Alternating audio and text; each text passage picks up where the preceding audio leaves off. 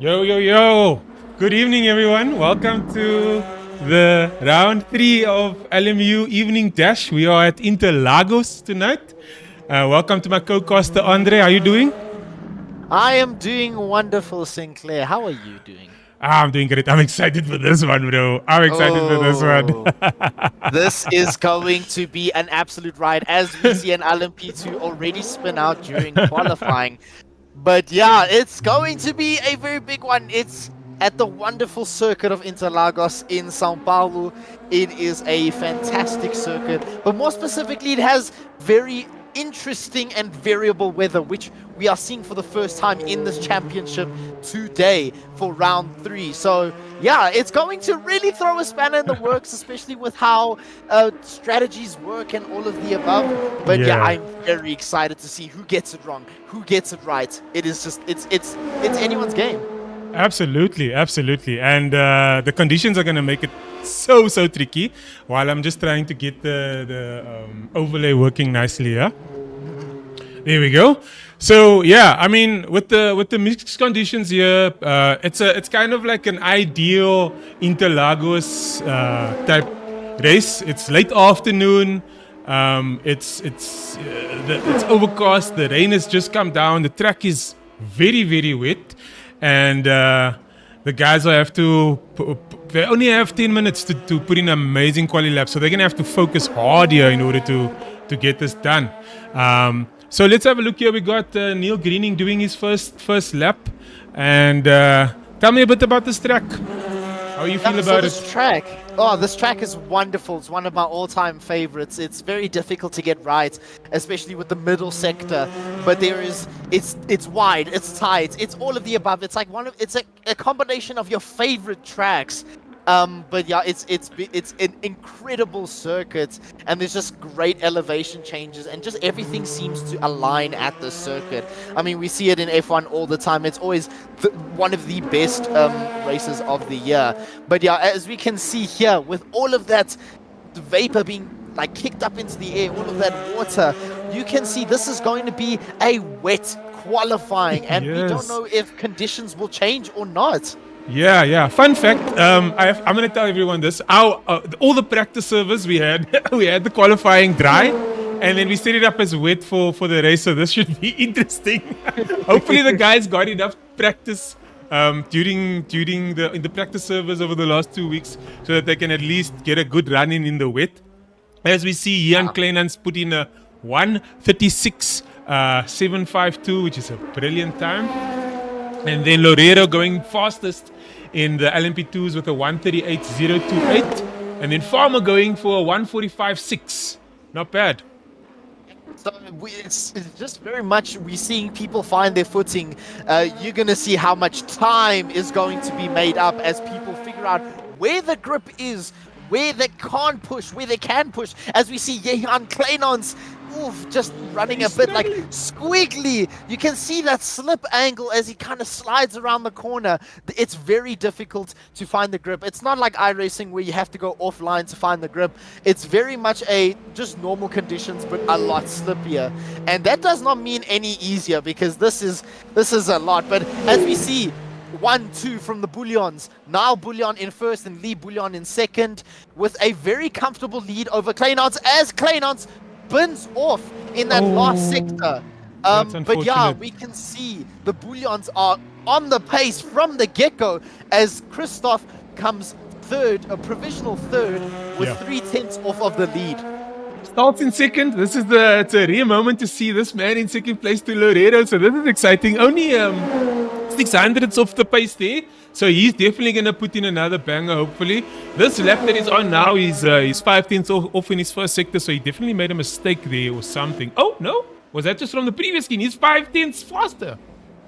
Did he just put in... Did he just... I oh, think no, it's that still- wasn't a valid it's lap. It still wasn't a Sean. valid Yeah. lap. Yeah. So it's still Sean on provisional pole, but by less than 1/10 from Christoph. Yeah, and as we see Patterson in also third. Yeah, I was about to say Patterson in third. But if we look at the GT3 class, Bluchnotes is still showing his supremacy while still having that provisional pole by like clear by a full second from Van Wyk in the Porsche. And we have Jason Farmer in provisional third as well.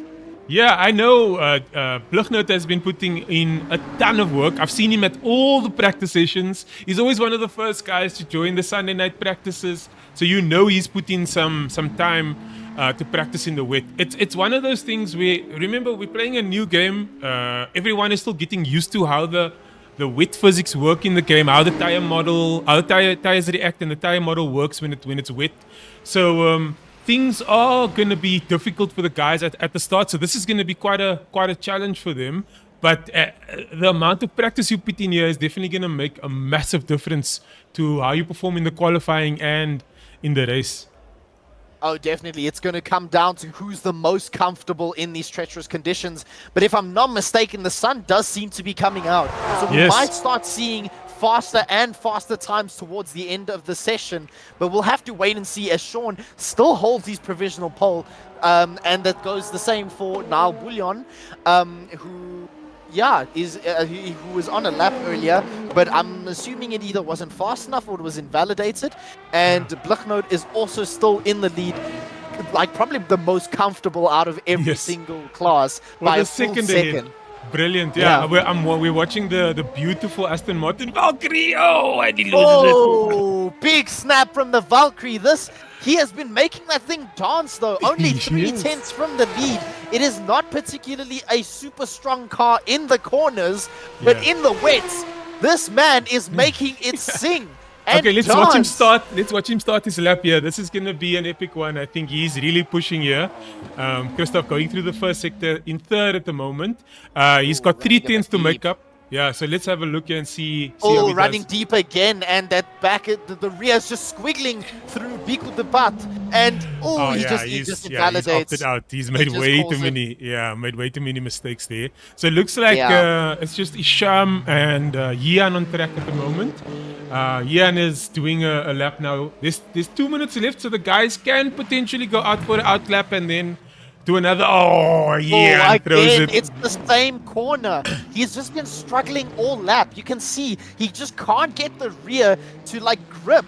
It must be under trail braking or something because it's always on exit. Absolutely. Okay, so Isham 30 seconds into his lap here. Let's watch him. His brakes are nice and hot, so he's definitely going to go here. He's going to throw it to the wind, hopefully. Put everything in. He's got 9/10 to make up. Oh, but I think that first sector is already not his personal best, so that's going to put him on the... Oh, do you see that big snap going into this heavy braking zone? But he manages to catch it, but that is going to screw his time up a little bit. But I think it's at this moment, either the track is very wet that no one can really improve, or that it's just gotten so treacherous, or like people are trying too hard to push like that extra mile to get that extra 10th. But yeah, it seems to have like just stagnated. There's no improvements or and as we see Jason Farmer coming across the line and still maintaining provisional third. But I don't know if we're gonna see people. Yeah, I don't know if we're gonna see as Alan is saying in the chat right now. I don't know if we'll be able to see people Oh, and he's doing a donut. I don't think we'll be able to see people improve times. It's just too wet at the moment. And that will be an incredible feat if Sean can hold on to that provisional pole, because that will be the first pole. Oh, wait, is it the first pole? That Stoltz is not on pole, but Yes, it's yes, definitely yes. it's definitely Sean's They both best put it, so quali. it's gonna be Sean's race. He's gonna get pole for the quali.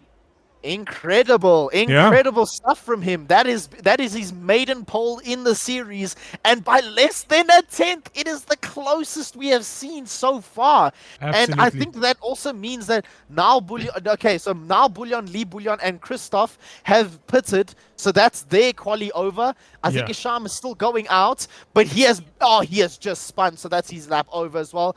Kleinans is also in the pit. What is the last hypercar on track? We have not seen him all quali, so we'll have to see where he stacks up in relation to the rest of the hypercar field as he comes across the main straight. 2 seconds off. And that is 2 seconds off. So it was actually more beneficial to start the quali as soon as the lights went out. So I don't know what happened to Moaz, because that was his one and only lap that he got in. So he wasn't able to put in a banker or anything. So something must have happened during the qualifying that made him not be able to do his qualifying. We still got no, Richard just went to pit, so there's no one left. Everyone has completed their qualifying, which is really nice. So let's set that starting order. Let's show the session results, and then we can go from there. So we got now Bullion in first place for the hypercars, and then for GT3s we've got Johan Blichnout and David van Wyk in second, and then Jason Farmer in third, and then let me get the last class up here, which is the LMP2s. Sean Loredo with his first pole. Wow, incredible. And Chris Stoltz in second place. So yeah, we will be going into the starting grid shortly with the guys lining up. The way we've set up the weather here is the track will start dry and will very, very quickly get wet. And then potentially it might the conditions might change throughout the race. We'll see how it goes. The conditions are very variable and quite mixed. We have shared the settings with all the drivers, so they could emulate that. But it's really hard because there is a bit of randomness in the weather. But hopefully they did get enough practice. With 22 seconds to go, Andre, what are you thinking going into this race? Yeah, I think we need to watch the Bullions, especially in the wets. It's clear that they're comfortable with the wets, and Kleinans a bit on the back foot. I think everyone from fourth place down in the hypercar class are not going to be particularly comfortable. We will see, though, in the LMP2 class, Stoltz is not going to let this opportunity go away from him. He's not gonna want to sit second place so early on. And Blichnout is going to do what Blichnout has always done and just control the race, I think. Absolutely. But we'll see how clean off the start Van Wyk is. But we can see it is just sun. It's the beautiful Brazilian sun right now that has just made the track dry. And now this is going to throw a span in the works, because now you're used to that muscle memory of having to counter steer all the time to keep it glued to the ground. But I don't know if that's just me, but there seem to be people on wets, unless the game hasn't updated. Everyone is on wets, dude. They all starting on wets. Oh, this is exciting. I think it's Peterson. Peterson is on mediums. So we will see if Peterson's gamble comes into play. So these drivers are lining up as they reach the start line. Yeah, he's the only one on the mediums, looks like, for the hypercars, and then we've got the LMP2s. It's a go, go, go. The lights are green. Let's see how they go into the first corner. Beautiful start from Niall, but I think Lee, not so much, as Peterson goes down the inside, but not close enough. And it's clean so far, but Stoltz is fighting Laredo in the background, and they're going side by side while there's a bunch of hypercars fighting for position right in front of them. But I think Sean has a drive-through penalty, so that kills his race from the get-go, unless he manages to make it up in the meantime, with the fact that we are expecting rain to come up. But Niall is still leading, and something has happened to Christoph, because now he's tumbling down the order. Something big must have happened, as we see an LMDh in the background, and there's a few people who've got drive-throughs, including De Jager in GT3. Wow. So what makes it really tricky is that the guys are driving on wet tires on a dry road. So Isham already has his wipers on. There's no rain yet, or is there rain? Has it started coming down? Am I blind? It doesn't look like it. I can't see anything. But not everyone has their wipers on, so I don't know what's going on. And I felt Christoph was on the better tire, and now he's tumbled down the order and he has to make it all the way back up. So this is already thrown on its head, because you also know for a fact that these tires are red hot, and we have just started.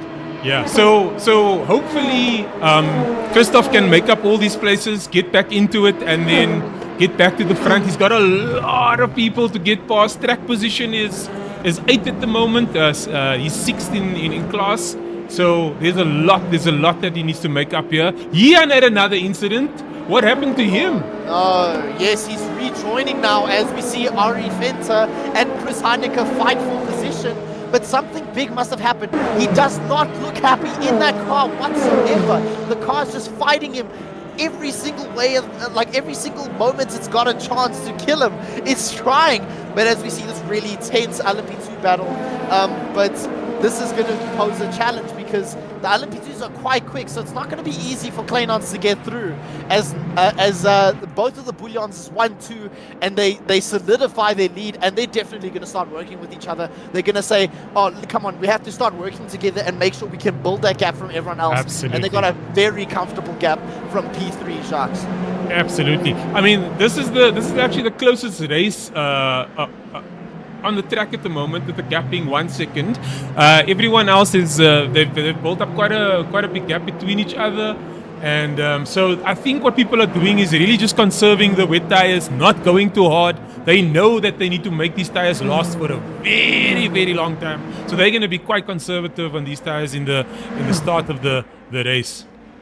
The back, Moat is trying to make a move. Will he go down the inside, or is he just showing his nose? He was just showing his nose. So this is also another battle to show, as he's recovering from the bad qualifying he had, and he is really trying to make a mark. But the problem is, you can start to see now the rain is starting to imminently show its presence, and Moat has the fastest lap time so far of a 1:30.6. As Moat shows his nose again, there's another yellow flag. Kleinans has dropped down the order yet again. So something is happening with his race, where he's just struggling so desperately, as Christoph also tries to make up places as he takes Isham. Yes, so now the rain is coming down, the clouds are closing, it's going to get colder, the temperature is going to drop, the wet tires are going to start coming into their own. I think as soon as the track gets wet, they will then have a lot more grip, and those lap times should stabilize. Let's have a look at where we are with the GT3s. Currently, Johan has a massive gap, a 4-second gap over the rest of the field, with Jason Farmer in second place, and then David van Wyk right behind him. There's already some traffic happening here with the LMP2s trying to come through. Yeah. But yeah, what's interesting is Blichnoot was one of the few that started on the mediums, and it's clearly paying dividends at the moment, as he's got a comfortable lead. But when the rain drops, that's when the people behind him will start to make up time, if they have been preserving on their tires. Because if they haven't, then Blichnoot is firmly back into the mix of things. And I think he's just he's thinking right now just to keep pushing, don't stop pushing. And that's very much on his mind. It's two completely different strategies at play here. But Chris Stoltz has gone back into the lead with Alan behind him in second place with less than a second gap.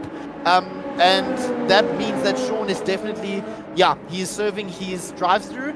And Ari Venter has been one of the first to pit for wets, and so has Blichnoot. Yes, and he missed his pit box. Oh no! Oh no! That is so unfortunate. Blichnoot has come into the pits to get rid of his mediums, so we'll see if that was a good strategy or not. as the race goes on. But yeah, it's just close battles all around as Sean gets put back out onto track from his pit, and Blicknote is coming out in 7th place until. Yeah, I think this was a mistake. I think he should have started on the wets, because now he'll probably have to pit again. He's not gonna have enough fuel to run till the end, and means it's gonna be a 2-stopper for him. And some of the other guys will most likely only run 1-stoppers, which is why they started on the wet tires. To take away your attention from this, but there is currently a battle for P3 between Moat and Jacques as they go into T1. They're going side by side, but someone has been taken out. Someone has been taken out. That is Lee Bouillon. Something had happened. I think he had his rears locked up, and that puts Moat firmly into 2nd place as he's fighting with Jacques in a very dangerous part of the track in the wets as these two go side by side, missling down the straight. Moat back into the lead, but can Jacques respond? He cannot. He has to sit firmly behind Moat, and what that a move. was close. That was close. Moat, he's also put in the work. I know he's been practicing. He is hungry. He is now in the lead. Right? Is he in the lead? Or? No, he's not. He's second. He's second. Okay, I see. Is still in front. I see. But he got to place his second now. Yeah. Sorry about so that. He's second. No problem. But in 7th place, Lee Bouillon has sustained a ton of damage from that rear lockup, as you can see from the front. I think that's his rear wing gone. So that that's going to be no grip. That's going to be no grip. That's another yellow flag there. I hope he can make it around just to get to the pits, because that's going to cost him a lot. There's going to be no grip in the wet. It is, and the worst part is that's going to really kneecap him. I think that might have just cost him a potential shot at the top 2 on the podium step. So we'll have to just see how he recovers. But yeah, that's been we can already see how this track is already biting its drivers, and yeah, it's just going to be about who can survive as we see Darren Miller into the pits. I don't know what for. I don't think he started on mediums. I might be mistaken, but yeah, something must have happened to him. But I just saw that he boxed, and it doesn't look. I wish I could see the status of exactly what he's doing. It doesn't look like anything bad has happened. So let's just see if he does come out and go back to the action between David and Jason Farmer. It looks like David has overtaken Jason Farmer in that moment. Something must have happened there as well. I'm so sad I missed it. But you can see it's coming down like crazy now. The clouds have really closed up, but the track is becoming super wet, which means the track temperature is most likely dropping as well. So anyone who's on a medium now should definitely have changed and pitted and should be on a wet. And it looks like everyone has pitted and is on a wet at the moment. Moaf now only 1 second behind Niall, and looks like he's putting in some crazy good lap times. He was a second faster earlier than Niall, so he's definitely going to be catching up very, very soon. Let's have a look and see. Chris is in the lead, 4 seconds ahead of Alan Patterson, who's in second place, Greening in third, and Heineke in fourth. And then David van Wyk in front on the GT3s. Jason Farmer losing a lot of time to him, with him being a second behind him, and then Richard van Heerde in third place. Check this battle that is unfolding though between him and Siereman, as Siereman tries to go around the outside, but there's just like not enough build-up, as we see Richard trying to defend on the inside, as we see these two heading into this heavy braking zone, and this might be he runs wide. Richard runs wide while Siereman tries to take the inside, and that's the job done. And that well done to Siereman. That was a great move, and now he's under pressure from the Mercedes, who is Van Zyl, and he's probably going to be looking at taking Richard as well. So yeah, it's building up in the GT3. I think everyone's just like acknowledged that Blicknote is on the back foot, and they need to start making moves now, because he will be catching up soon. Yeah, definitely. You know, Johan is not going to just sit around and let his lead go. He's going to fight back and make sure he gets some places and at least put some points on the board. Because, after that mistake, he's got a lot of ground to make up in this race. Flip van Zyl now looking at taking on Richard van Heerden. But looking up the field, let me see if there are any other fights. We got Neil Greening fighting Alan Patterson for third place in the LMP2s for third and second. It's very much just a... Oh, as we say that, there's a rear lockup. Oh, these cars are very susceptible to rear lockup, so I don't know if that was a brake bias or he was just getting too eager on those downshifts. But in these conditions, it's just not being good. And we have a yellow flag on track, so it might just be for Neil Greening, but he's back on track, so it should have gone now. There we go, now it's gone. But also another thing I wanted to bring attention to is Lee Bouillon, who is currently sitting in the pits, and he's coming out now. He is stone cold dead last overall. So that has really, it was the worst place he could have locked up the rears, just slamming into into those barriers. As we see Danny Steenkamp into the pits as well. And Lee Bouillon has gotten a stop-go, so his race went from bad to worse. And now we're seeing Christoph Peterson into the pits. He's decided that his mediums are no longer good enough, and can he come out in front of Kleinans? Because Kleinans has also been struggling quite a lot. As Kleinans comes down the main straight and into T1 he goes, he clears Peterson. So we don't know if Peterson is going to play the conserving game now. He might just try and make his tank last, but it's a long time for his tank to last, and especially with his tires.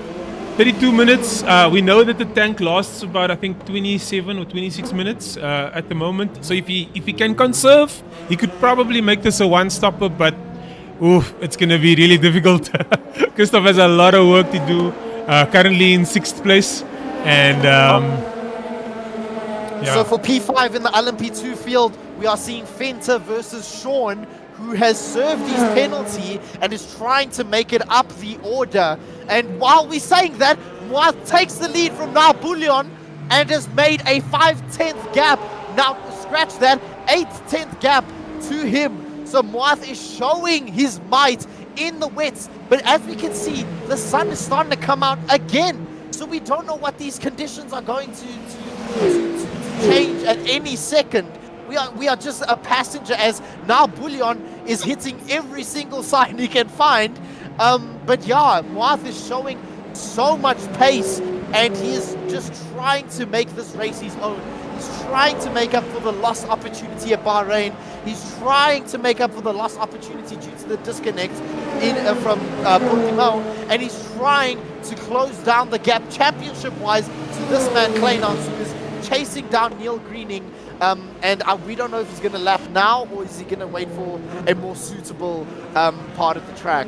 Yeah, I jumped to Neil because it looked like something had happened there between him and Alan, but it was probably just Ian.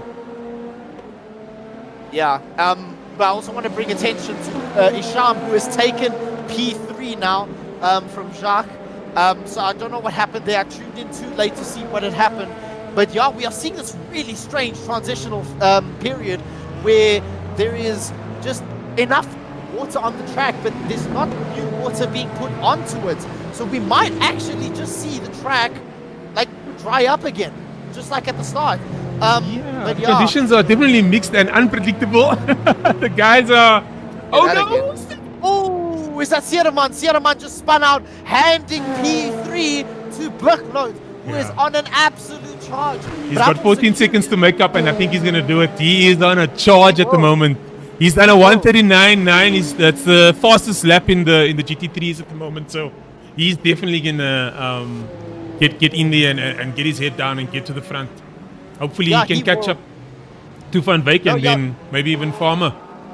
And I think a thing to note is that he's on fresh wets, while everyone else is on incredibly strained wets from sticking it out on the dry. So we'll have to see where he ends up.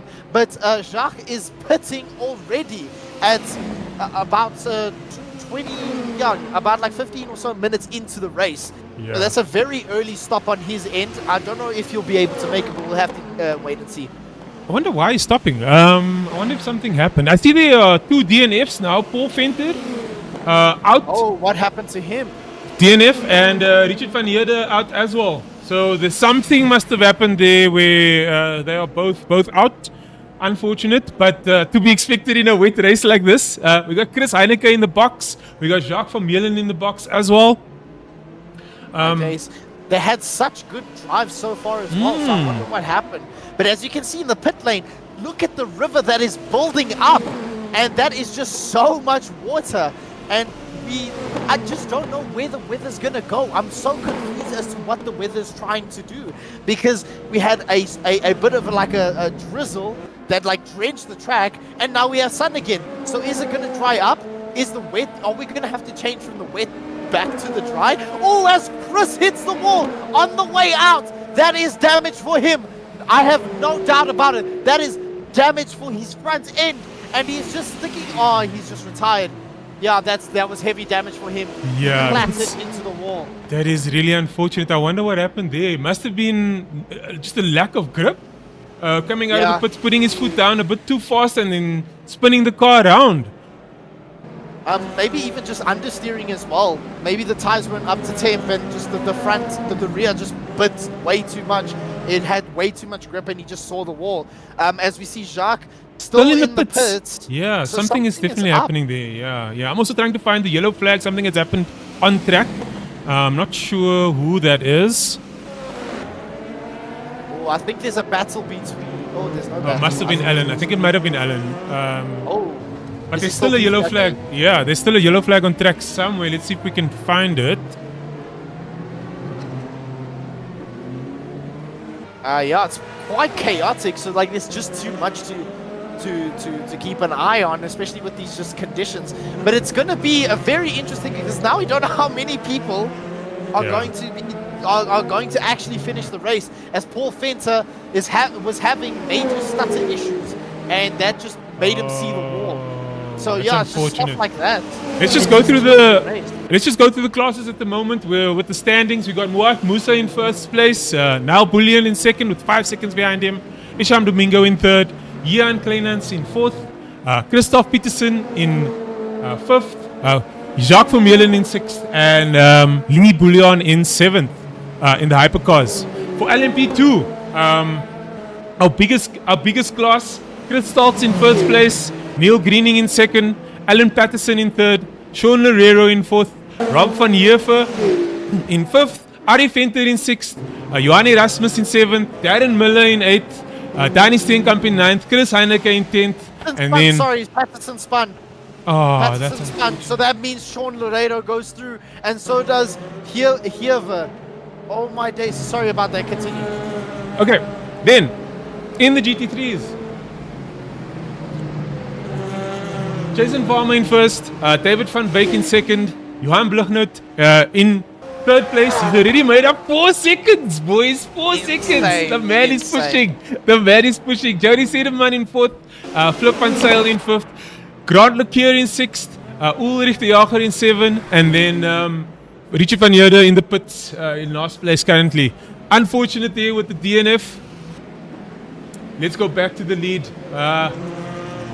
So Patterson has just made it past Heerver. Sorry about that. And Patterson has damage at the front. So he has orange damage in his front. So that means his turn-in is going to suffer greatly. There's going to be some understeer in the wets, which might help him with stability, but that will definitely hinder his race. Oh, man. Did you say earlier that Paul said he went into the wall? Yeah, so according to him in the chat right here, he's still having major stuttering issues within the game. Oh, he stuttered into the wall. I see the chat, yeah. Oh, that's unfortunate. I'm sorry, Paul. That sucks, man. And Rob van Heerfer also just goes straight into the wall. Into the wall. That is heavy damage. I'm going to go see if that's heavy damage. That is heavy damage to the front and rear. That is orange levels of damage. So that is going to hinder him big time. I think that was just a massive lockup. And absolutely. The track now very wet again. The sun has disappeared. The rain coming down even harder than before, it seems. So yeah, conditions have become terrible out there. I'm laughing, but these guys are probably having so much pain at the moment. I'm laughing at their pain. I'm sorry, guys, but it's fun and entertaining to watch. We are approaching the pit window for the guys now, so All of them will be running out of fuel soon and will be pitting. I don't know if anyone's actually going to change tires for the Inters. How long do the Inters actually last generally? Because I'm not quite sure. I haven't raced on these tires, the Inters and the wets, previously. Do you know? Entirely certain, but I can tell you for a fact that this is the period where you can't really trust your tires because of the fact that they've been driving in the dries. As Kleinons heads into the pits, but also Jason Farmer leads the GT3 class in front of Van Wyk and Blichnoot, who is making way. He is hounding on them, and in a few laps' time, he's going to be fighting for the lead. Absolutely. Jan Blichnout really chasing down David Van Wyk here, trying to get that second place. He has made up so much ground. There was almost 10 seconds in 2 laps. And he's on Van Wyk. He's on Van Wyk, yeah. And he's less than 2 seconds away from the lead. And this is going to be a fight to watch. We know that these guys tend to fight quite hard, but also very honorably with one another, as we see now Bullion head into the pits and Van der Heerwe as well in the LMP2 class. So this is the battle to watch for P2 in the LMGT3 field as they head onto the main straight. He is staying within Van Wyk's slipstream, trying to get as much performance as possible and less air resistance as he tries to head into T1. He looks down the inside, but I think he's just too far back to actually to even think of having a move down the inside. I thought for sure he would make a move there. Yeah, I think it was just too far back, and especially with how the GT3 brakes work, it's a bit of a gamble as now Bullion comes out of the pits but is held up by a GT3 of De Jager, and yeah, that's him into P3 after the pit stop. So he's got a comfortable gap. I think he's just now focusing on the podium spot and maybe to see if he can challenge Moath a little bit. Maybe the undercut works better than the overcut. We'll just have to wait and see. Yeah, Rob in the pits here. Let's see what he's going to get done. Probably putting some fuel in. I don't know if he's going to change tires. There are going to be quite a few guys coming into the pits soon. Let's have a look at Blichnout. He's still fighting. Where is it? There we go. Hopefully he can get past David Van Wyk soon. He's being very patient, but Van Wyk is about 2 seconds slower than him, so he should get him soon. Just keeps doing the same thing. Van Wyk goes narrow. Blichnout goes wide at that exact corner, and I think they just caught up to Farmer. So Farmer was held up big time, or he had a big moment. So this is a three-way battle for the lead as Van Wyk goes down the inside for the lead. He is fighting Jason Farmer as they go down this main straight, but Blichnout is finding the traction and makes it into P2. While Just so you know, that was Ulrich de Jager that he went past now, so that was a back marker that they were passing. Jason Farmer is still in the lead. He's about 1.4 seconds up the road, but brilliant move there by David to get past safely and then not allowing Johan to come past him. So managing the traffic nicely, managing the guy that's chasing him nicely as well as they go into their next lap. This first sector is so tricky on the wets, trying to be patient through these S's and then going onto the back straight, the second straight of the first sector. I thought that Blichnout would be able to cool down a little bit on Van Wyk on the straights, but he's just been struggling. I think that Porsche just has really good exit speed. And we were hearing from last time in comparison to Henry Mayer's McLaren that he had the better exit speed, but this doesn't seem to be the case here. It seems like Van Wyk is managing to get good exits and keeping his position while still trying to keep Blichnout at bay. But once again, back into a three-way battle for the lead with Jason Farmer first, David Van Wyk second, and Johan Blichnout in third. Yeah, let's not forget about the other guys.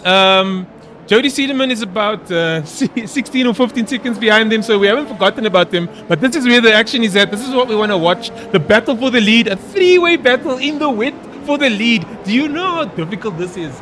The pressure that is on David Van Wyk being in the middle of the sandwich, the pressure on Jason Farmer being in the lead. He doesn't have a slipstream to work with. The other guys do.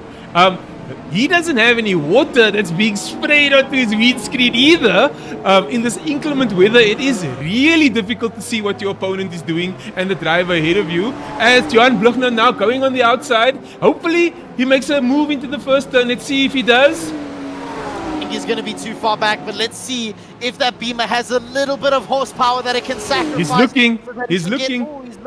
But I don't think it's going to be enough. It's too far back. It's going to be a follow the leader type scenario, but he close. closes in the braking zone as someone runs wide in the background, but he's really trying to keep up, and he actually gets quite a good exit, so we might see a potential fight for P2 down into this heavy braking zone, but it just doesn't seem like he can claw down that time on the straight. It's not enough. With all this water splashing on your windscreen, how do you actually judge the overtake? How are you able to then see, okay, now I need to make my move. How do I can take the space here, because all you're seeing is spray. Apparently the spray here isn't as bad as in ACC, but it still does affect your driving. Who is that went wide there? Who ran wide? Is that Farmer? That might be Farmer. So that's Van Veek trying to fight for the lead as an LMP2 comes sweeping round Van Veek, and that is going to hinder his chances. But that might help Bluchnoot. We'll have to wait and see. But no, it's they're just managing the traffic. Yeah, it's just a lot of traffic. Oh my days.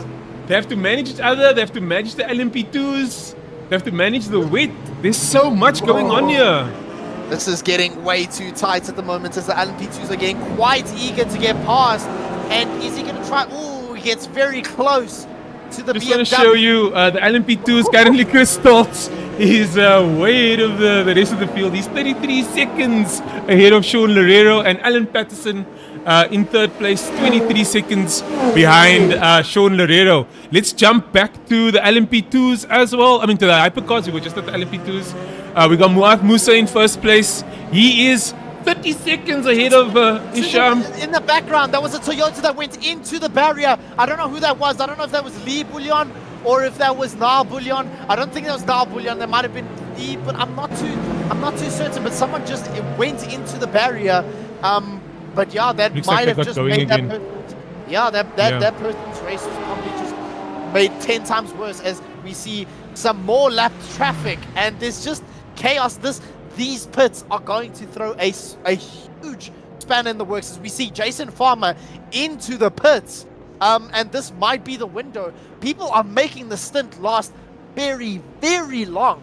Yeah, absolutely. There's definitely something that we don't know here. Maybe the guys are thinking that they can conserve fuel and tires and actually make it to the end. That would be quite interesting to see, as we see second place Sean Loureiro coming into the pits.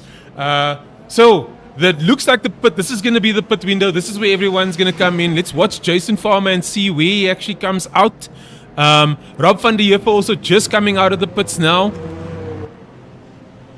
Yeah, so I'm actually developing a theory now that makes sense in terms of in the wets you're not going nearly you're not using nearly as much throttle as you would in the dry, or if you are, then the TC is doing a lot of the managing, so that probably saves a lot of fuel. So a lot of these guys are going to try go as far as they can, and dare I say that some of them will not change tires. They'll just try go on one set of tires, as we see Grand Lecure in the GT3 class pit as well. So yeah, I think some people are going to try go the extra mile. Definitely, I think so. As we see Sean Loureiro coming out in third place on the track, this probably will be the last pit stop. And like you said, they're going to try. Oh, oh, he almost hit the wall. That was close. Yeah, so most likely there will be like a one-stopper, no tires, only fuel, and that'll give them a massive advantage. Crystals now comes into the box. He had to reverse a little bit there. Bluchnoot and Van Veek as well into the pits they go. So that gives Sierraman the lead to the LMGT3 class. So yeah, we're going to start seeing a massive shake-up. I think this is going to probably be the window as to when people are going to pit. As you see Van Veek managing to get out ahead from Bluchnoot. Bluchnoot having quite a longish stop. Yeah. I wonder if he changed tires, but I mean, it's not. He didn't leave that far back, so he seems to be okay. Chris being in the box for a very, very long time. A Wow. I wonder if he's changing tires or maybe even fixing damage. Yeah, that might give Ari Fenter the temporary lead as he comes across the start-finish straight. But Chris Stoltz is starting to leave the pit lane, so he's got quite a comfortable gap. I don't think he should be pushing too hard, trying to get the lead so early on. He just needs to wait until people start to pit. But he knows that he just needs to control the race at the moment as we see a yellow flag. But this is Sean Laredo. He has gained a lot of time on the top leaders, so he is clearly comfortable in the wets, and that just makes you think, what if he didn't have that drive through? Like, this would have been. He has done so well. Yeah, absolutely. I'm looking at Johan Blugnoot here. He's now 1.5 seconds behind David van Wyk. So he's got a bit of ground to make up. I don't know if he changed tires. If he did, most likely they will need to warm that up again. I can see the brakes aren't warmed up yet. So everything has cooled down quite a bit here. Just a light drizzle on track at the moment, and we're seeing that the guys have gotten used to the track conditions. It looks like everyone seems to be a lot more confident, making a lot less mistakes. We got Philip van Zyl, Rob van der Heever coming out of the pits now. I also wanted to bring notes to the fact that Farmer is not in the net lead anymore. So it's Van Wyk in the net lead. So Farmer, I think, might have taken a set of tires, or he maybe just took way more fuel than everybody else, because that has cost him dearly as Siereman goes into the pits. But Blugnoot is right behind Van Wyk once again as this battle ensues. Yeah, this is a close one. Just so you guys know, we haven't forgotten about the hypercars. It's just that there's not much happening right there at the moment. The positions are the same. Wout, Isham, Niall, Christoph, and Ian. Ian trying to make up a lot of ground, but they are very, very, very far behind. So that race is quite quiet at the moment. They're just trying to manage the traffic, make it to the end at the moment. Then we got the LMP2s with Ari Venter in the temporary lead at the moment, and then Crystals back on top. Hopefully soon. he's got the net lead. We know he's got the net lead. Exactly. I was going to say the same thing, but it is still impressive that Sean has clawed so much time back. So we still have 12 minutes left. If Stoltz doesn't make a mistake, he's in quite a comfortable position. But yeah, it's all about making it to the end now. And it's interesting because Moath and Isham have still not pitted yet. So they are still going quite long, and I'm now thinking, are they going to go for tires? Because at this rate, it's a very late call with the tires. So Blugnoot is flashing his lights, trying to agitate Van Wyk a little bit, maybe distract him a little bit so he can get just a little bit closer. He's probably getting very frustrated sitting behind him. But yeah, this has been one of the most intense battles of the race. Yeah, we got a shout out for Darren Miller in the chat there. Nice to see him racing. He's a long-time racer. He's a fellow. He's been racing with us for such a long time. Old nickname was Monday Night Miller, because he used to do a lot of Monday Night racing with us as well, starting in that league. I think everyone started in Monday Night racing. That was I think when you start out with sim racing, that's where you start out, and you find your feet in the other leagues like Race Face later on. So nice to see him on track. Yeah, so we go back to the battle with Van Wyk as they are getting lapped by LMP2 traffic. And yeah, it's kind of just stagnates. It's just it hasn't increased or decreased. It's always just been like this. Blugnoot good on the brakes, but not as quick on the corner exit as Van Wyk. So this has been a very tense battle.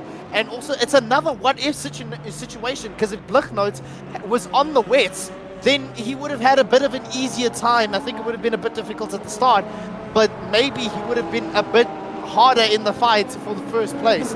But he is still firmly right behind him and giving him all that he's got. And Blugnoot, as we've been seeing from the past 2 rounds, he is not going to just sit by idly and let this slide. He's going to fight for it as he looks down the inside. But he's just trying to scare Van Wyk a little bit, try to catch him off guard. But Van Wyk has nerves of steel as we see Moath and Isham into the pits. They are double stacking for the Project Vapour team as the Alenar driver Niall Bullion is making his way. Do you think, he's going to take the lead from these two? But have they already done their stop? Because that was very quick from the looks of it. Yeah, I think that was just a fuel top up from Moath. That was very, very quick. That was very quick, and this is coming out of the pits. Oh no, Moth is going to keep the lead. Oh, and now Bullion runs a little bit wide, Yeah. but this is by narrow margins. We'll see, because I do think now Bullion has probably pitted for tires, but does that put him into the lead? No, it doesn't. It's a 2-second gap. Yeah. Isham still in the pits. I don't know if he's changing for tires as well. He's definitely changing something because he was in the pits Yeah. much longer than Moat. I think Moat just topped up his fuel and then went off on his way. Isham is now heading out of the pits. Oh, but that puts Christoph third. So he's in the podium running at the moment in the Aston Martin Valkyrie. As we see, maybe the closest that Blicknotes has ever gotten to Van Wyk, but it's just not close enough.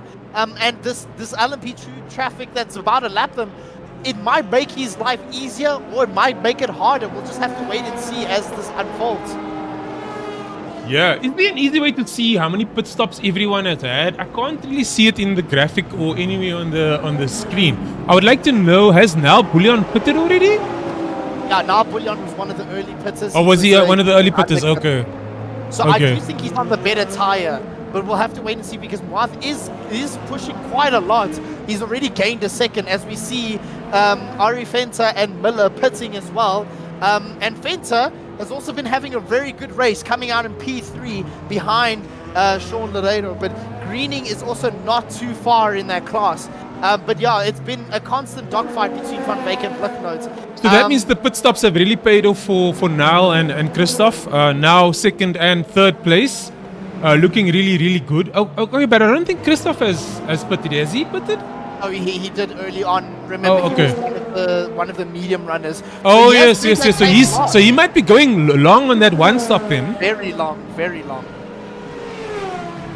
So yeah, we'll wait and see if that strategy makes him be able to achieve. I must the say, bottom Johan is step. being Oh, very yeah. patient here. He's even going to make a Oh, he's going believe. down for the Yes. move down the inside into T1. Is he going to run wide? Is Van Wyk going to try cut back? He is. Is he going to try stick it around the outside? Yes, he is. And they give each other enough room. Oh, but now Blicknote is forced on the outside as Van Wyk goes down the inside and tries to fight him. Who is going to be mid on the brakes as they're going side by side, bumper to bumper, going into this heavy braking zone.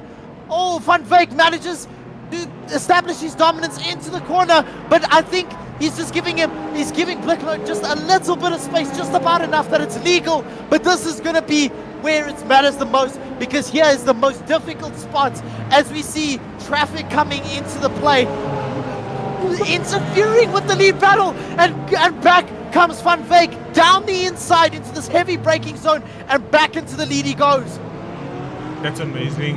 The racing is epic here. David kept the place. He kept his head down and he was able to keep the place. I feel like I cursed that one. I was just saying Johan is being so patient, and then immediately he made a move. The commentator's man. curse is real. The commentator's It curse is is real. With the It is traffic real.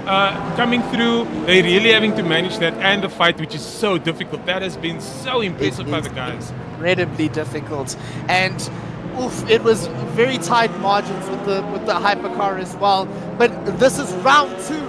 Will he make it down? He has been pretty close. He's back down to a 10th. As we see one of the LMP2s in the pits, but he's going to give it another shot. Will he go for such an audacious move like last time? I don't think he will. He's very far back here. He's very far. It would be is. too much. Oh, he's going down again! He's going down again, and he impedes on Sierraman, who did not see him coming. He came out of nowhere. He was minding his own business, and through, barreling down the inside, comes Blicknote as he comfortably takes the lead in a audacious and incredible move. What a move! That was a Verstappen for sure. I love it. Oh. He went for it and he took it, and now it's his. Well done to Jan Blicknote for that amazing move. Let's see if David can fight back. I'm sure he will. We know that also Blicknote has the pace. He's got the pace in the wet. He's been putting in the laps. He's doing so well right now. So he most likely will keep the lead, but let's see how that goes. My throat is running dry. I cannot keep up with just We got how Chris- much is going on. We got Crystals, as usual, 18 seconds ahead of the field in the LMP2s with Sean Laredo in second place, Ari Fente in third, and Neil Greening in fourth in the LMP2s. There is a fight happening here between Ari and Neil. So this is for position. Hopefully Neil might be able to make up some place. Oh, it's about a second, so it's not going to happen anytime soon. So let's have a look at the rest of the GT3 field. I'm not going to go back to Johan and David because we know that just happened. Jason Farmer in third place, Jody Siedemann in fourth, Philip Van Zyl in fifth, Ulrich de Jager in sixth, Grant Leclerc in seventh, and then we've got Richard, who has got a DNF. Lee Bullion still way in the back of the field trying to fight his way back through the field to get back into the race. I'm so proud of him for staying here. I'm so proud of him for persevering considering the terrible race that he has had. It's always nice to see people persevere even though they've had a really, really bad race. 100%. It's been great. That's what we're all about. We're all about that never give up mentality. Just make it to the end. That is the greatest achievement in these races. So yeah, as we see, Van Wyk back into the lead. So yes. Something had happened with we missed Blicknote. it. We missed it. No. He took the lead back. This is not going to end anytime soon. With 3 minutes and 17 seconds remaining, can Blicknote? It's not even a question anymore. He's going to try to do that again into T1. But will Van Wyk respond to that? Will he maybe just prioritize the exit? I'm just honestly at this rate just expecting Blicknote to send it down the inside because he's just been making it stick. He's been making it stick. He's run out of patience. He no longer wants to sit in the mist that is coming from David's car. So he's definitely going to make a move here. One of the things is that it's completely stopped raining now, so the track is drying up a little bit. You can see the wipers are off, so it's just the mist from the that's coming up of the track at the moment that's causing the visibility issues, and which means that the grip should be a little bit better, but it might be they might be at the end of their tires now, so it could be that the grip is really bad as well. Yeah, 100%. We don't know because you can see the dry line coming onto the track now. Them going in down the straight. Let's see. We know for sure he's gonna make a move here. Very, very close. Almost a 10th. Less than a 10th now. Van Wyk, is he going to defend down the inside? Is he going to let Blicknote go down the inside? Blicknote is going to do it for a third time. Third time's a charm as he goes down the inside. Keeps it nice and tidy, but runs a bit deep. But Van Wyk, he has been doing this for the past 2 attempts where he builds up that momentum going down the straight, making sure that he keeps a line that he can just stick with him. As we can see, we're starting to see how dry the track is becoming because Blicknote is probably, his tires are starting to warm up now and he's going trying to get some of that wet line. Yeah. And what's been happening here basically is similar to F1, right? These guys, you will get a nice run into turn 1 and then into that second straight you might get a little bit of slipstream as well and then try and get the move, make the move back into the second sector. So here we can luckily see that Johan has skipped the place. He's now heading into the third sector and the final lap of the race for him, I think. Let's just see what we're looking like in the hypercars. Julianis puts it again. So that's going to hand P2 down to Peterson in the Valkyrie. So he has been making so much headway after starting on an unfavorable strategy. Yes. He is making it work. Yeah, and we all the way down the field, we still got Chris in first place in the LMP2s. Let's look at Van Wyk. They are still fighting it out. They are duking it out. I'm not going to take my eyes off of this one. We need to watch this till the end because you know it's going to be a nail biter as they go around the last. Is this the last corner? Yes, they're going down the straight. It is, and they are heading down this Doesn't straight, look like it's got enough space though. But now they're going to start getting lapped by faster traffic. Yeah, there's definitely not going to be enough space to make the move. There's a yellow flag on track. Oh, but he's going to get held up by this LMP2 unless the LMP2 backs out. Oh, but Blicknote runs wide. He has been compromised by that LMP2. So does this mean that Van Wyk has another chance at the win?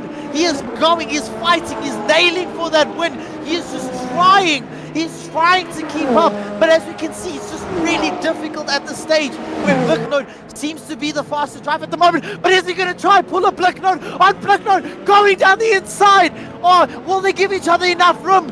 Will he be ran off the track like 2021 in F1? No, he keeps it there, but he's right ahead. He made the move stick, and now he's back into the lead. Can he keep it into this next braking zone? Whoa, Right, so they are going. They are heading into the they're heading into the third sector. Muat is also on his last lap at the moment. I don't want to take eyes off of David, but I also want to give Muat his props as he finishes his last lap of the race. But yeah, there's a lot of action happening all over the track. Down the outside again. Blicknote trying to get a better turn in so that he can just keep up with Van Wyk. And now I'm curious, will he make it to the end side by side with Van Wyk, or will he just miss out by a narrow margin? Oh, and he's trying. He's wrestling that BMW so hard right now as Moath comes across the finish line to finish in P1. But there is a battle for the lead for GT3 happening, and we can't take our eyes off that as we see traffic, faster traffic coming down the straight. But I think Van Wyk, in a spectacular fashion, wins the race for the GT3 class. I am out of my breath. And that's also Stoltz for the win in the LMP2 class. What an incredible drive. Race. What an epic race. What an epic race. And then we got Chris Stoltz breezing in the LMP2s in first place, coming across the line soon. He has had an amazing race. I know we've been very quiet about him, but he's just missed the consistency. We know that he does well every race. He has made no mistakes coming down that back straight now. He can be proud of his performance today. Usually if you don't make it on stream, it means it's most likely that you haven't really made any mistakes, so that's good. That's a really good thing. Well done to him for first place. And then Schullerero coming in second place, and Arie Venter in third. Yeah, a 3-time win for Stoltz in a row. This is such a dominant performance that you don't really see anywhere else. I mean, you know, Chris Stoltz's dominance might bore fans, as some might say, but it has been an incredible drive on Stoltz's end. And even for Peterson, who's finished P2 in the Valkyrie after starting on an unfavored strategy, it is incredible where he finished as well in the Valkyrie. And Isham rounds out the top 3 for Hypercar class with Sean Laredo and Arie Venter for the first time on the podium in this series in the LMP2 class. So big ups to him.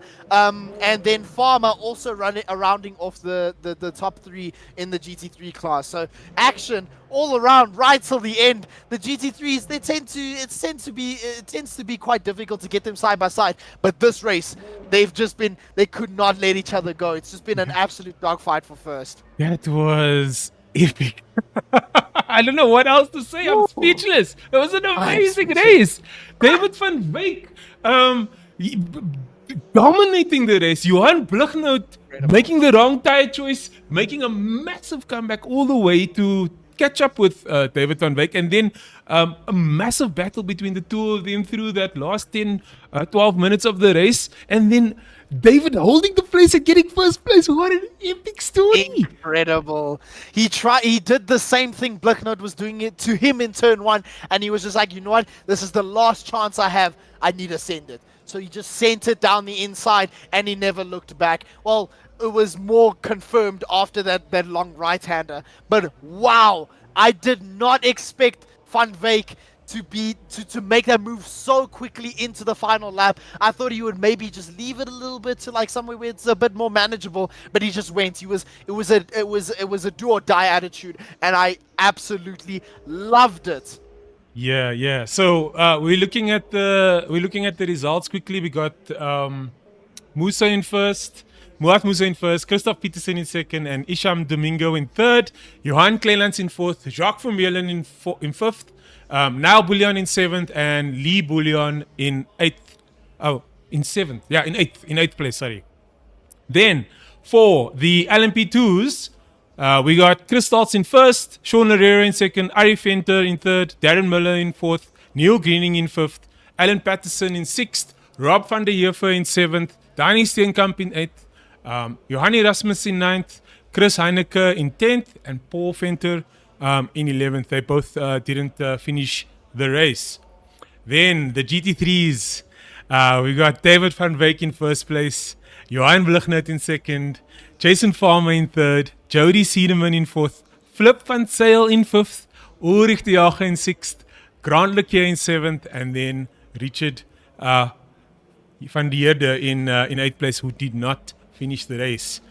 Ooh, that was an epic race. Are we gonna get the winners? Are we gonna get the winners into the pits? Oh no! Now what are you doing? While they're doing a bit of Into a the box, celebration. But yeah, I was about to offer, like, I don't know about you, but I would very much love to hear from each winner, and especially David. I want to just hear his mentality going into this race. So I'm gonna drag David into this comms box, and yeah, let's just ask him a few questions. Absolutely, let's do that. I'm gonna go to an intermission in the meantime while we wait for that. Is that David? Yes. Yes. Hello. How are you doing? Good. How are you doing? I cannot complain. What an epic race! And you David. guys? What an epic race! I'm smiling ear to ear, Wow. having watched that. How was Wow. that for you as a driver? Tell me about your race. How did it go? I didn't have too much practice, but yeah, after the first 3-4 laps, we saw we were pulling a gap, the first 3 of us, and Blighnout had a mistake with his tires. He had to pit, got onto the wets, he caught up like crazy, but then he had a mistake somewhere with his fuel, he said. So he had to coast plenty at the end of the race. So yeah, I'm lucky. It's not my race, but I took it because he just couldn't put his foot down. Unfortunately for him. How did you feel about the conditions? I don't mind the wet racing. Usually they say everybody struggles. I'm not the fastest guy, and I have some pace in the rain, so I feel I'm fast and they struggle. So That's yes, really good. I quite enjoy that. Yes, yeah, not too bad. Great. That You was did Sometimes.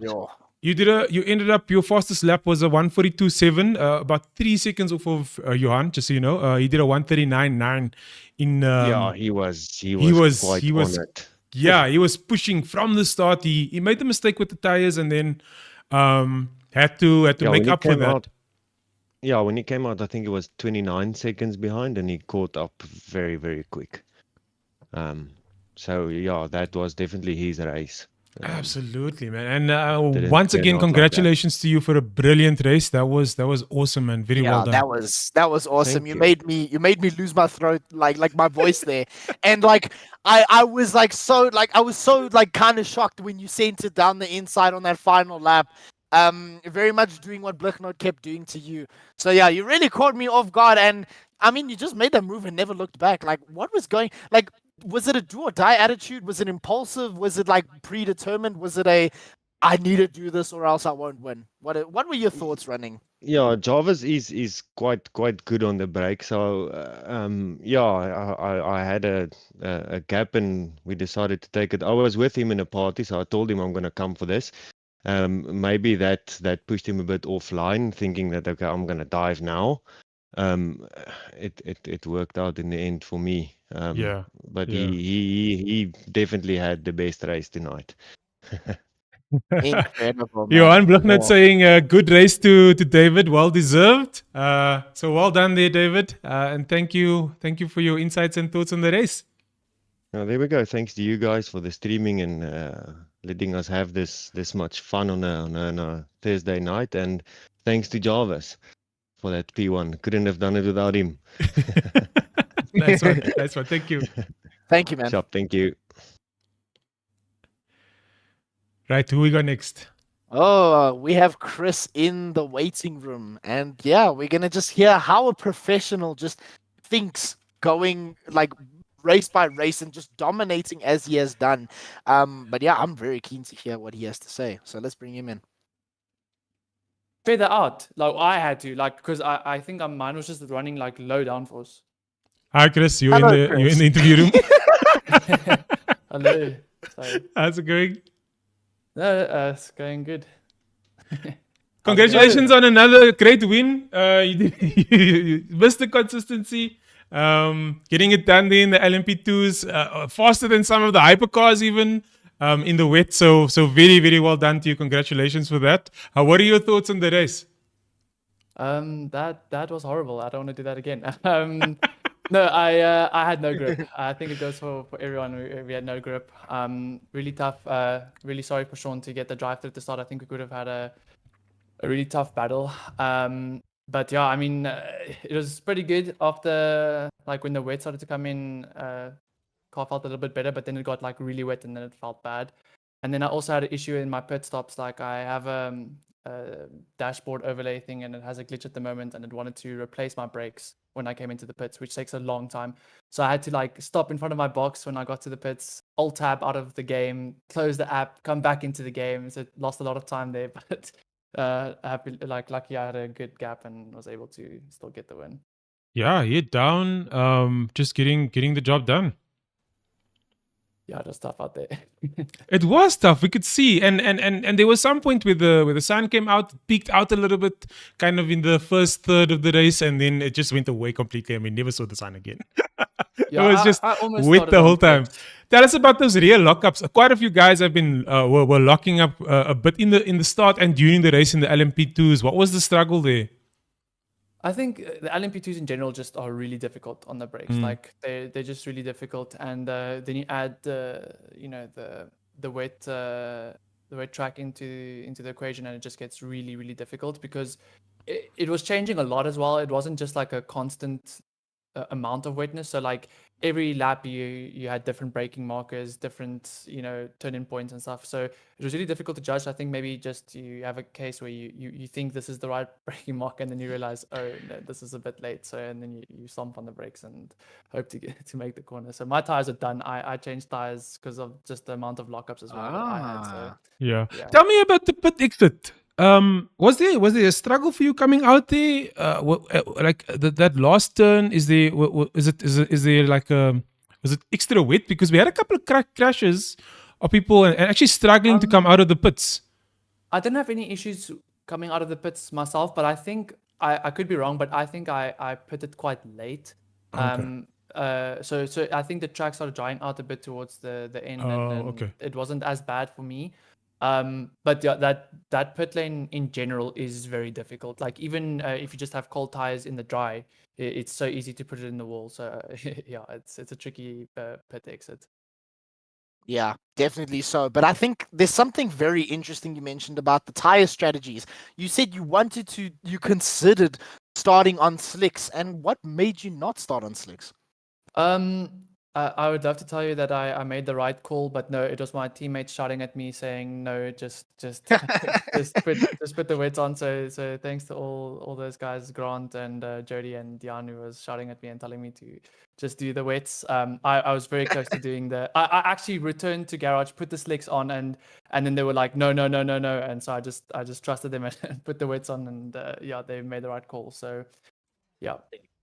Very hectic, because I also thought that like the slicks was maybe the right choice at the start, but clearly that wasn't the case. But yeah, you also mentioned that you changed tires. Yeah, was tire degradation that bad? I'm assuming with also driving on wets in the dry probably killed quite a lot of tire life. So I'm assuming that might have actually played a part. But what do you think was the biggest contributor to tire degradation?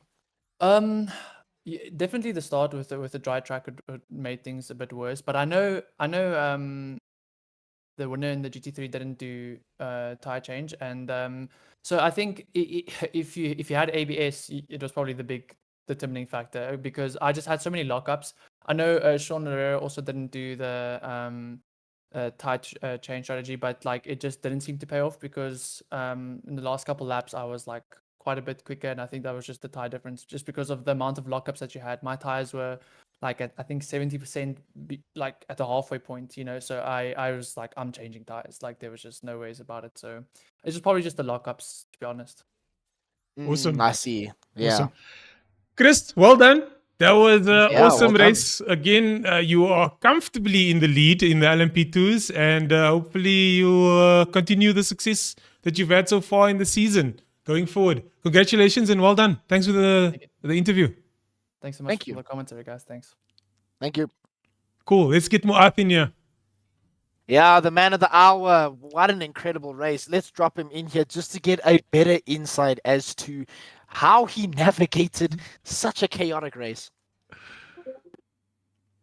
Hey, Moat. What? Hey, how's it, James? Hey, congratulations on the win. Well done. Sorry, see, thanks, bro. How are you feeling? How are you feeling? Tell us about your race. I know it was lekker. Yeah, almost missed qualifying again. Yes, Oh. we saw that. Yeah. So managed to put that one lap in at least. And then, yeah, when the race came, I was gonna start off with mediums like Chris did.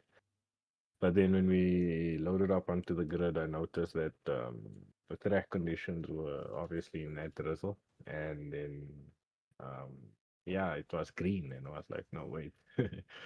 Let's rather play it safe. And we played it safe with that wet tires with everyone. And then, yeah, it was basically just surviving lap one. And after lap one, just obviously tried to bring the race to us, and yeah, managed to bring in that dub. That dub Nice, that man. Andre has been crying about all the time. I was about to say, after so much heartbreak for the last 2 rounds, you finally got that win. And in such a dominant fashion, it Yeah. looked like you were one with the water. You were just a water bender as you were weaving through and making your way through the grid, setting the fastest time of a 1:30.6. That is about, I think, 2/10 or so faster than Christoph, who was the Yeah. second fastest. So, yeah, like, what made you so comfortable in the car to just be able to push so hard?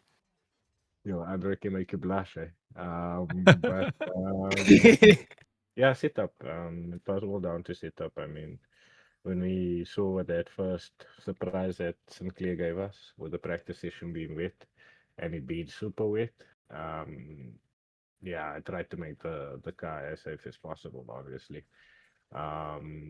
Which was cool. And once your car is comfortable and you got those braking points and stuff in order, yeah, it just becomes nice and enjoyable. So yeah, I'm just glad that I was able to keep it on track. I mean, in the practice sessions it was a bit difficult, Mm.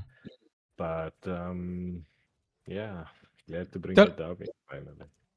tell us about your tire strategy. It looked like you guys wanted to stretch there for a bit. You definitely didn't change tires. What was your thoughts going into that? So yeah, look, the reason why we went through stretch is because we were expecting it to dry up quite a bit at the end, but that heavy rain in the middle stint did make it quite wet. I mean, it was almost flooded at one point. We were struggling with braking and stuff like that. And yeah, when the pit stops came, I actually changed tires. Because I didn't want to stay on that old rubber. At the start of the race, there was quite a few lockups happening, especially also in that middle stint where the extreme wet came into play. So the sliding made it a bit more difficult. And then when it started drying up, yeah, the pace started coming back. But I didn't want to risk it on older tires, especially if the track gets dry or was about to get dry. So I decided to just switch tires to a new set of wets. And yeah, we brought it home there at the end. Wait, what? Your pit stop was so quick. It looked like Yeah, we blinked, and then your pit so, stop was over. yeah, so I obviously just threw in just as enough energy to last until the end of the race. Oh, that was what was made it short. Okay, awesome. Good strategy, man. The strategy paid off nicely. Yeah, Um, thank I think Isham also lost out because of his pit strategy. Something happened. He was in the pits for very, very long. I don't know if it was damage or what happened, but yeah, he was there for a while. Final thoughts going into the rest of the season. How are you feeling? excited. Especially that battle with Kleinans, looking forward to it. Unfortunately, yeah, he wasn't I don't know if he was sick or whatever, but obviously he wasn't a bit on pace today. Struggling a bit, so I'm expecting him to bounce back fairly strong in the next race. And he's definitely gonna come and show us flames. That's for sure. So yeah, I'm excited for that and definitely looking forward to it. Awesome, yeah, and it is Sebring, so that's a really nice track for multi-class racing, and lots of excitement for that one. I think everyone's gonna love it. It's gonna be a nice race. Once again, well done on your win, Muath. Congratulations, bringing home the W there. Andre, do you have any other questions for him before you let him go? No, I just wanted to say congratulations on that drive to go from the back of the grid to the front in wets. It was a treat to watch, especially with considering the fact that it wasn't easy conditions, and everyone can attest to that. Yeah, congratulations. Well done. Okay, that's the end. Next up, we got Sebring coming soon. That should be a good race. I'm excited about that one. I haven't driven Sebring a lot, so I don't really know the track, but I know that the multi-class racing there is amazing. I've watched a lot of races there previously, and it's going to be quite exciting. Your thoughts going into the next race? It's going to be a very difficult race, I can tell you that much. The bumps, it is a runway, essentially a military runway, or I think just even a normal runway, that has been untouched for more than 50 years, and that's an understatement. It has been untouched. From its inception to how it is now, it has not seen a single piece of change. So the road is bumpy and very bumpy. I feel like it's going to be similar to Interlagos, where it's a survival of the fittest scenario. It's about making it to the end. And it's going to be difficult because there's people who are fast, who are also managing that fine line between crashing and setting a blistering lap time. So, yeah, I am incredibly keen to see the order and just who is going to be right at home at a track like Sebring. So I'm very keen. Yeah. So yeah, that's going to be the end of our broadcast, guys. I want to say thank you to my co-caster Andre. Brilliant as always. Thank you to everyone for watching and tuning into this that epic race. We really appreciate the support. We see your comments, we see your likes. Please do share the series with your friends if you think it was good. Please do leave a like if you haven't done so yet, and drop us a subscribe there as well as a favor if you really enjoyed the content. Thanks again for watching. We'll check you next time at Sebring. Cheers. Thank you, everyone.